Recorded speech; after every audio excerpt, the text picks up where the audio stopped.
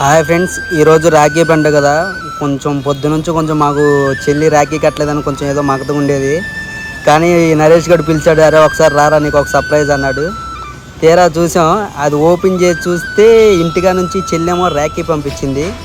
నిజంగా ప్రతి ఒక్క ఆడపిల్ల ఇంటి లక్ష్మీదేవి, ఇది ఎవరైనా ఒప్పుకోవాల్సిందే. నిజంగా చెప్పాలంటే ఈ అన్న చెల్లి అనుబంధంలో ఏదో తెలియని ఒక మ్యాజిక్ ఉంది. మాకు ఒకటే రాఖీ పంపించింది అనుకున్నాను, కానీ చెల్లి 3 రాఖీలు పంపించింది ముగ్గురం అయితే చాలా అంటే చాలా హ్యాపీగా ఫీల్ అయ్యి ఆ పార్కులో కూర్చొని ముగ్గురం ఇలా రాఖీ కట్టుకోవడం జరుగుతుంది.